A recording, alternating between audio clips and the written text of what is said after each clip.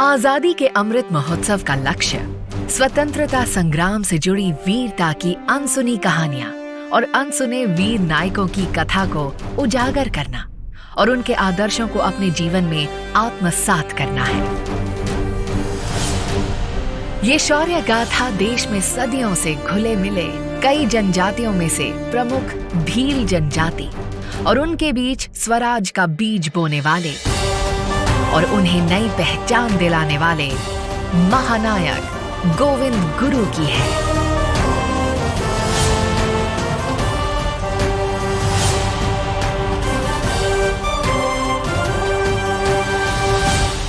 ये कहानी मानगढ़ की पहाड़ी पर हुए उस नरसंहार की है जिसमें हजारों निर्दोष भील आदिवासियों ने भारत माता के लिए अपने प्राण न्योछावर किए थे। गुजरात की सीमा में मानगढ़ पहाड़ी पर स्मृति वन बना है जिसका उद्घाटन तत्कालीन मुख्यमंत्री और वर्तमान प्रधानमंत्री श्री नरेंद्र मोदी जी ने किया था। आज भूमि पर गोविंद गुरु ने प्रेरणा दी। निशस्त्र समाज सुधार तरीके काम कर रहा है भगतों समूह संप सभाना लोगों आ संप सभाना लोगो समाज सुधारવાનું કામ કરે, અંગ્રેજ સલ્તનત સામે પોતાનો અવાજ ઉઠાવે અને ગોવિંદ ગુરુજી આ અંગ્રેજ સલ્તનત પકડી। गोविंद गुरु का जन्म 20 दिसंबर 1858 को राजस्थान के डूंगरपुर के बंसिया गांव में हुआ था। उनके नेतृत्व में भीलों का भगत आंदोलन शुरू हुआ था।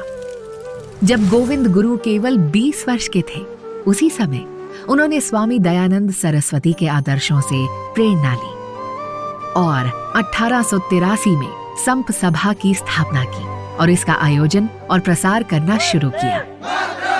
संप सभा का उद्देश्य भीलों को अंग्रेजों से निडर होकर लड़ने के लिए जागृत करना, गांव-गांव में शिक्षा के लिए पाठशाला का निर्माण करना, बच्चों में संस्कृति की समझ को प्रोत्साहित करना, बड़ों को सनातन धर्म के अनुसरण की प्रेरणा देना, सिर्फ स्वदेशी वस्तु के उपयोग पर जोर देना और शराब और मांस के सेवन को बंद करना था। महात्मा गांधी द्वारा स्वतंत्रता की लड़ाई में संप सभा के आदर्शों से भी प्रेरणा ली गई।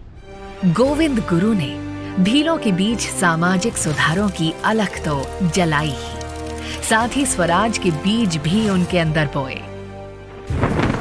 इस बीच अंग्रेजों को यह खबर लगी कि गोविंद गुरु अपने अनुयायियों के साथ भारी संख्या में एक सभा में एकत्रित होने वाले हैं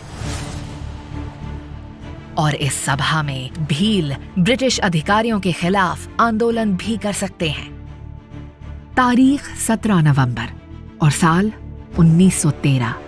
उस दिन मार्गशीर्ष पूर्णिमा थी। मानगढ़ पहाड़ी पर वार्षिक मेला आयोजित किया जाना था। भील बड़ी संख्या में मानगढ़ और अन्य जगहों पर इकट्ठा होने लगे थे। उस बढ़ती भीड़ ने ब्रिटिश हुकूमत की रातों की नींद उड़ा दी। पुलिस ने कर्नल शटर के नेतृत्व में निर्दोष भीलों को घेर कर उन पर गोलियों की बारिश शुरू कर दी। ये भयावह त्रासदी 2 घंटे तक चली और 1500 से अधिक भीलों के लहू से ये पहाड़ी रंग गई। गोविंद गुरु को गिरफ्तार कर लिया गया। उन्हें फांसी की सजा हुई जिसे बाद में आजीवन कारावास में बदल दिया गया। गोविंद गुरु जी ने जेल से रिहा होने के बाद अपना शेष जीवन भील सेवा सदन के माध्यम से लोगों की सेवा में लगा दिया। उन्होंने भुरेठिया और गीतों के माध्यम से भीलों को जागरूक किया। जब पूरा भारत अंग्रेजों के खिलाफ छिड़ी लड़ाई में अपने अपने तरीके से योगदान दे रहा था, उस समय गोविंद गुरु अज्ञानता और अशिक्षा के जाल में फंसे आदिवासियों को जगा रहे थे और जला रहे थे उनके अंदर देशभक्ति की मशाल। ऐसे वीर को शत शत नमन।